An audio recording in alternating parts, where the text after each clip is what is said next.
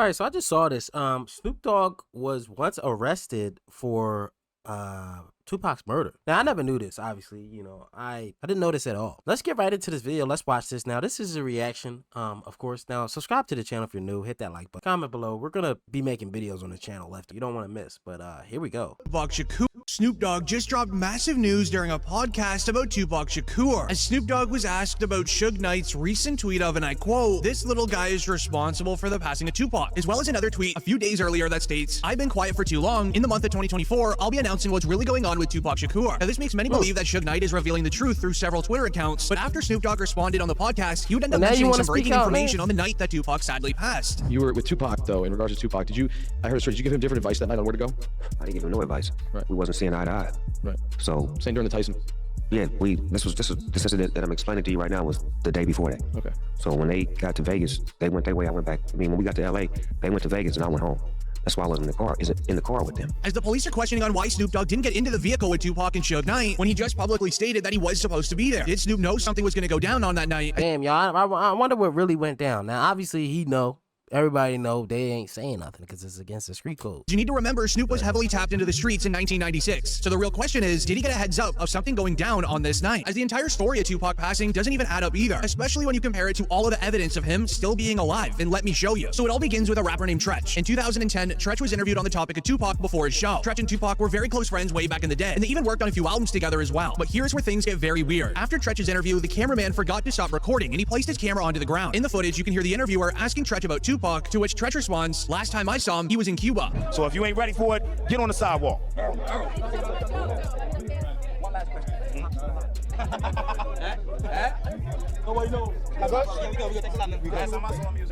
Then mysteriously, only 3 weeks later, a video would be released onto a news website showing a video of Tupac supposedly chilling in a parking lot inside of Cuba. Now, if Tupac is still alive, let me say this. If Tupac is still alive today, somehow, some way, we got to talk about him being the most greatest rapper who ever lived that just disappeared. Come on. Released onto a news website showing a video of Tupac supposedly chilling in a parking lot inside of Cuba.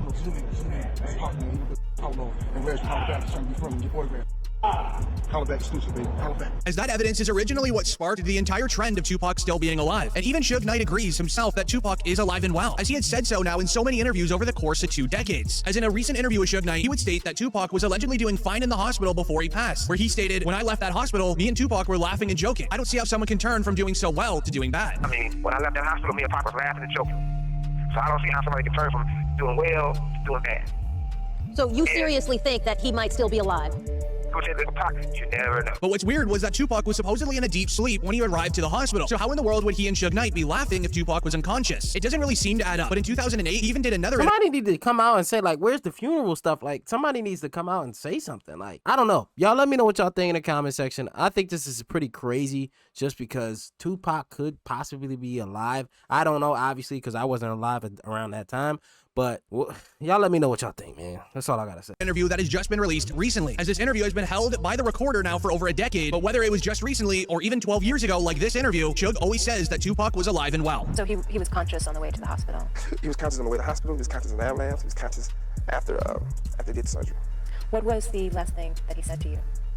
They love me. However, that interview was never released because 2 weeks after it was recorded, Suge almost lost his life at a nightclub when a man used a firearm in his direction 6 times. Suge Knight was hesitant to tell the police anything. He already knew right off the bat that it had something to do with him doing this interview, so Suge Knight immediately called him and told him to never release it. With it now being leaked online everywhere, this is where Suge Knight Jr. would now come into the picture. As in 2018, Suge Knight Jr. would take it to Instagram to state that Tupac was alive and well, and that he was living now in Malaysia. As right after Suge Knight Jr. posted this, he would then post a second photo of an Instagram text conversation where someone said, and I quote, "You said too much. It's now time for you to go." This is when we would... Because if he was in Malaysia, man, the motherfuckers over there would be taking pictures, videos, if they seen any type of black man over there. See Suge Jr. start panicking and posting several photos of Tupac alongside modern-day celebrities such as 50 Cent and Beyonce. He really made it seem like someone was going after him for leaking all of this info. So on the photo with Tupac and Beyonce, he captioned it, "He never left us, but they'll be after me soon." Some do believe that it was a publicity stunt for Suge Jr. to gain social media clout, but others believe that it was all factual and that Suge Jr. would be the one to know more about the case than anyone else in the world, considering his father was right there at the scene of the crime. As when you compare all of that evidence of Tupac still being alive to the new and improved evidence files from the police station itself of Tupac's passing, it really does seem as if something has to be missing. And you tell me if you figure it out, as the police recently just arrested a man named Keefe D in connection to the crime. For 27 years, the family of Tupac Shakur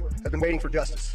We are here today to announce the arrest of 60-year-old Dwayne Keith Davis, aka Keefe D, of Tupac Shakur. Davis was arrested this morning by my LVMPD criminal apprehension team, and this investigation started on the night of September 7th, 1996. It has taken countless hours, really decades, of work by the men and women of our section Man, to get to where we are today. As in the police files, it states that on September 7th, 1996, Tupac was in Las Vegas with the head of his record label named Suge Knight. The two were off to the MGM Grand to watch a Mike Tyson match, and after it was over, they spotted an op inside of the lobby of the hotel. Suge Knight and their entourage went to the Mike Tyson, the MGM Grand. Keefe D and his nephew, Orlando Lane Anderson, and two of their friends were also there. Keefe D told LAPD Detective Greg Kading more than a decade ago, in a proffer that couldn't be used against him, the thing was retaliation after Tupac jumped Orlando and him up at the casino. Surveillance cameras recorded the fight. Tupac was angry that Lane had stolen his necklace years prior in Compton. Tupac, Suge Knight, and the entourage left the casino quickly. Security would go and break up the altercation between Tupac, Suge Knight, and the ops. Tupac and Suge would then go back to their hotel to change their clothing, as the plan was to go over to a nightclub owned by Suge Knight. But at around 11 p.m., the two began driving over to the nightclub, and things would go down right in the middle of the street. Knew about Tupac's concert at the Club 662. Members, including Orlando and Keefe D, jumped in their white Cadillac and started cruising the strip looking for the offender. Before long, they finally spotted Tupac's caravan.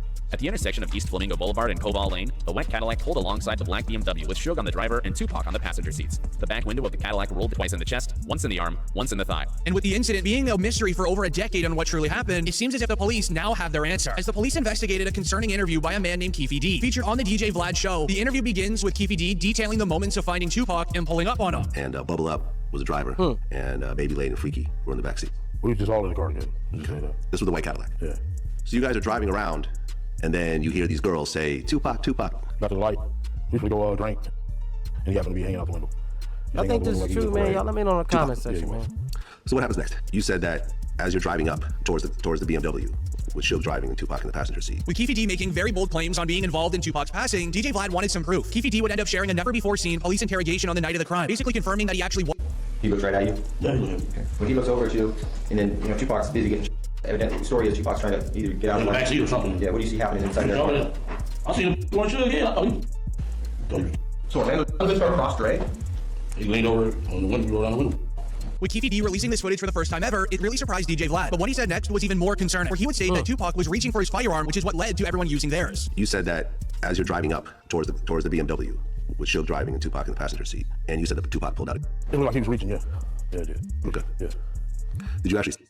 No, once you got the reaching, I got the jumping. Man, I don't know, man. Y'all let me know what y'all think in the comment section. That's pretty much it for this video. Hit that like button, subscribe to the channel if you're new, man. Somebody needs to make a video, dig deep in the situation, get all the evidence they can, and put it. Do y'all think Tupac is still alive? I don't know, man. Wow, you got to be in. You in there? How did you get in? What did you get in? Who got in who? Yo, that's weird, bro. Y'all motherfuckers. Yo, and that's a devilish ass look on this nigga face. That caption, though. That nigga look like he ready to fuck some. I could not be standing that close to Diddy with that look on his face.